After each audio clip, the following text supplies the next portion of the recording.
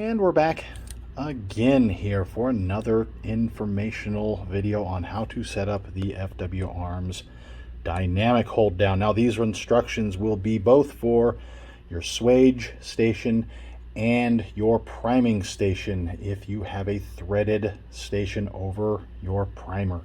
So what we're going to do is we have our piece of brass. This isn't required, but I'm just showing you here. We're going to go ahead and move that into the swage position here. We'll just single cycle this. All right, you hear the primer come out with that nice little pop, so we're in the swage station. And this can also, again, be used for setup over the priming station. If you had, this is going to be consistent on the Mark 7 line of presses, like your Revolution that we're working on right now, the Apex 10s, and I assume the new Genesis that's coming out, as well as the Titan. This can also be used on the Dillon 1050, 1100, and CP2000s for swage, if you have, for all those presses. And if you have a threaded tool head on the 1050 line or 1100s, you can use your dynamic hold down from FW Arms on those stations as well. This is also going to be for setup on, say, the new Frankford Arsenal X10.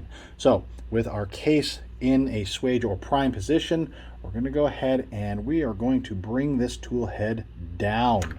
And you'll notice no die is in the station. We're going to go ahead and put our die in there. And this is going to differ from the static hold down. We're going to still screw this down until it bottoms out.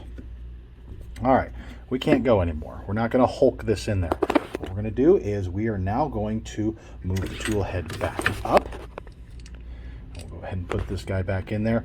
We're going to start with half a turn for that die. That's going to lower this about 40 thousandths. And generally you're going to see about 20 thousandths difference maximum in your case depths there where the powder sits. And that's what this dynamic hold down is supposed to be for. It's to absorb any difference in case geometry at the bottom where your powder sits, so your case is always being swaged or primed from an absolute position.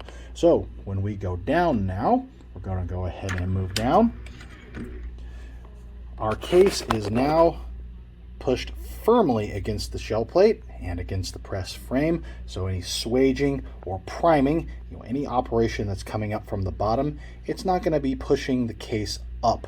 If any gap exists between your hold down and the bottom of the case where the powder sits. And additionally, if you have a shallower case, you're not going to be over stressing the pocket in that brass. I'll go ahead and link a video that we have done explaining what I mean by overworking that brass and collapsing your primer pocket.